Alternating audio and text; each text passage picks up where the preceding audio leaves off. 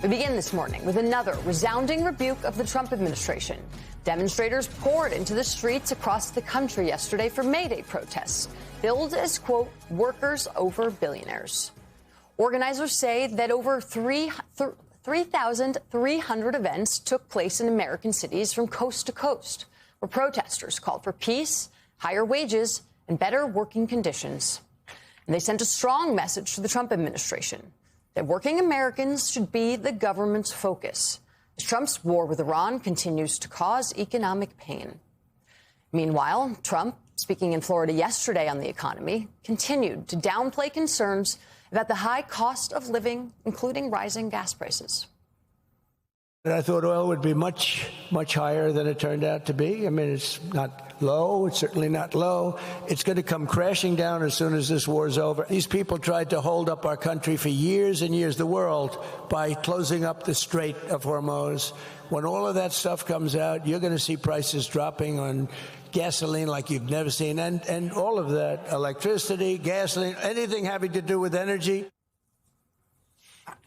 I mean, the Strait of Hormuz is closed now because Iran closed the Strait of Hormuz because the president of the United States launched a war against Iran, a situation and a circumstance that his military advisors told him would happen if he did this, and he ignored them. I just want to lay that out. But Time is a flat circle. Time is a flat circle, and you don't have to listen to your advisors, apparently, if you're this president. I think the thing that's so interesting, and as you were laying that out, Jackie, is this is a president who is behaving as someone who has like a 60% approval rating, right? Like that as if there's this mandate for him to kind of do whatever he wants. And the American people, they're watching thing after thing after thing happen. So much action, but what they're not seeing is action on the thing they care about. You're talking about gas prices being higher. And it'd be one thing if it was only gas prices. It'd be great for the American people if the only thing they had to deal with were higher gas prices. But groceries are high and have been high. Healthcare costs are high and have been high. Childcare is high and has been high. And so you don't have any cushion if you're your everyday American. And when you're watching the president of the United States say things like that don't make any sense, but also talking about a ballroom, you start to ask and then start to demand for them to focus on the thing that changes your lives, and they're not doing that. Right. And as the White House and the president are struggling and sort of grasping to find whatever midterm message they're going for, basically the biggest takeaway, I think, here is that we're not Joe Biden. Things are still better than they were under Joe Biden, which, one, factually is starting to become inaccurate. Right. I mean, gas prices have hit a four-time low, the last four-time high, a 4-year high. Whew, Saturday morning. They have not been this high since Russia invaded Ukraine in 2022. That is a number that economists anticipate is going to continue to go up so long as the Strait is closed.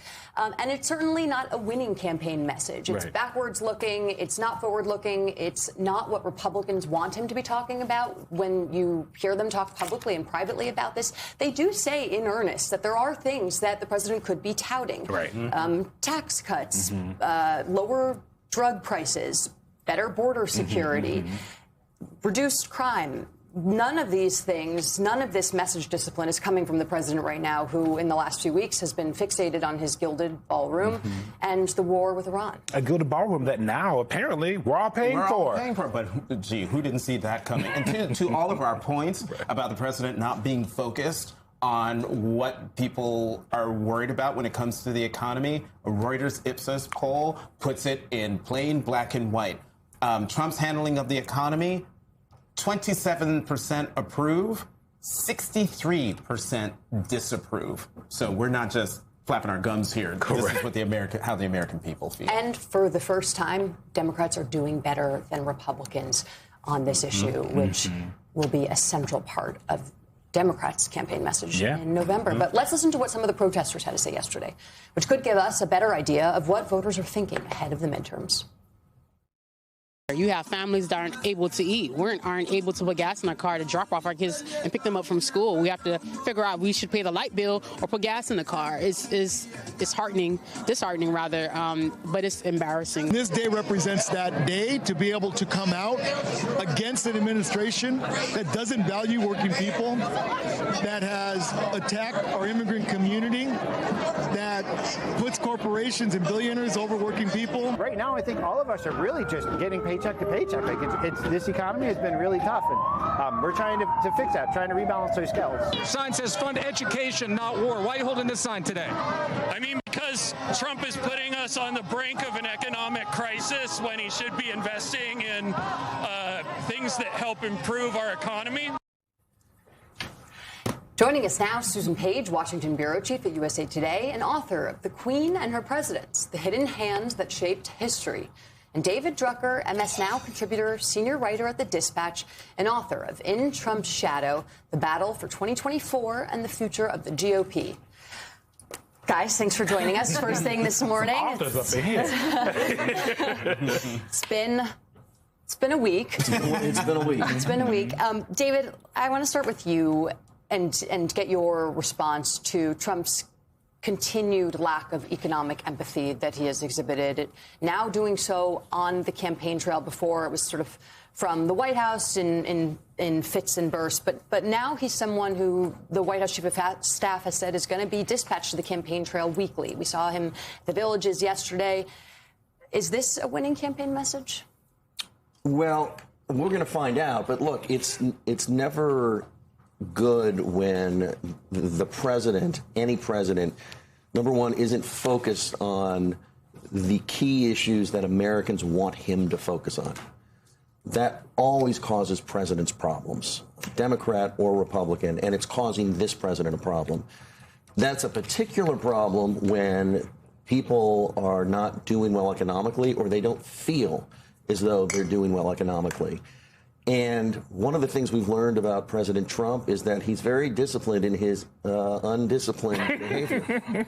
And so he is going to continue to talk about what he wants to talk about, and he is going to continue to cast the U.S. economy and the war that we're still in, so eventually gas prices will go down, except we're not in it, so Congress doesn't have to pass an authorization for use of military force, the way he wants, which is not the way right now most Americans see things. And it's really interesting because one of the things that made Donald Trump a good candidate in 2016 and 2024 is more voters than not, at least when it came to the people who showed up at the polls, thought that he was the one that was more accurately describing the state of the economy and their economy versus the opposition. But as an incumbent president, as the president, he does the exact opposite. And so here we are. It is very easy to be running as a candidate and say it's all raggedy, but when it's your job to do it and fix it, there's a different, you have to say something different. You talked about him not being focused on the issue. It also feels he's actively trying to tell the American people the issue they have is not a real issue. And that is also like an added aspect of this that other presidents don't usually have. And when you talk, the official line out of the White House is that he is his best comms director. He is the best messenger of us all. And yet you have this quote from someone who spoke to Jackie Alamany. I don't know if you guys heard of her. Nice upstart. Michael Schnell and Jake Traylor in this news story. The vibe right now is we know we are already cooked in the midterms, a White House official told MS Now. I mean, it feels if they're feeling that and it's only May, are they trying to CYA or is this how they're really feeling, you think? You know, things can happen. We live in a very dynamic world. God knows today looks different than a week ago did when you did your show. Yeah. On the other hand, politics does get cooked early on, and perceptions that the economy is not good, thinking not only about gas prices, but also about the cost of health care, the cost of groceries. These are issues that perceptions are getting firmer and firmer in a way that is unhelpful to Republicans. And one of the problems with dispatching President Trump out on the campaign trail, which they're not talking about, is that you can say he's going to talk about affordability, but you can't make him talk about affordability. And if he wants to talk about the ballroom, that is what he's going to talk about. You know, I'm scribbling here before I forget. This impact, you know, I think, David, you just said, you know, the president is famously undisciplined, or whatever the term of art you used that I loved. Disciplined at being undisciplined. Yes, disciplined at being undisciplined. And, you know, great. That's great if you're the president. You don't have to run again. You're not on the ballot. But there are Republicans down ballot in House races, Senate races, state legislative races who have to answer to the voters for what the president is doing or not doing. How, I mean, Jackie's got the reporting where there's a divide now is that we're cooked.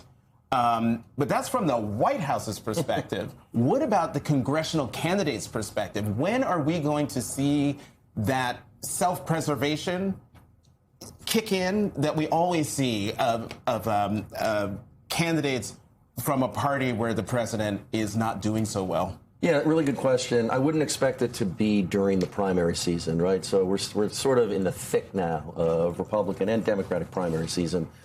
The president still has a really good relationship with committed Republican voters. I was in Kentucky for a few days this week reporting on a Republican primary. It's a very red district, and the voters there are primarily very satisfied with the president and his leadership, and they think that wherever he's taking them, he knows what he's doing, and he's going to get them to a better place. Even though you turn on the local news and it's all about gas prices being over $4 a gallon. So nobody wants to get on the wrong side of the president when he can endorse against you, and that endorsement still carries a lot of weight. We are beginning to see some grumbling on Capitol Hill. Like, you talk to Republicans quietly, privately, not for attribution, and they'll concede. Exactly. And some of them, by the way, will concede on the record. Yeah, some of my colleagues are getting, we're getting a little itchy here. I think we get into the fall, and in those states and districts where you kind of need to create some sort of separation, you're going to see more members speaking out. But again, it's this weird dichotomy where the president is doing, poorly with independents, to say the least, obviously with Democrats. But then you look at a majority of Republican voters, and even though there are certain elements of his coalition that have grown unhappy, there's still more that are not, and they don't want, again, to get on the wrong side of somebody who can go on social media and nuke their political career before they've been renominated this year.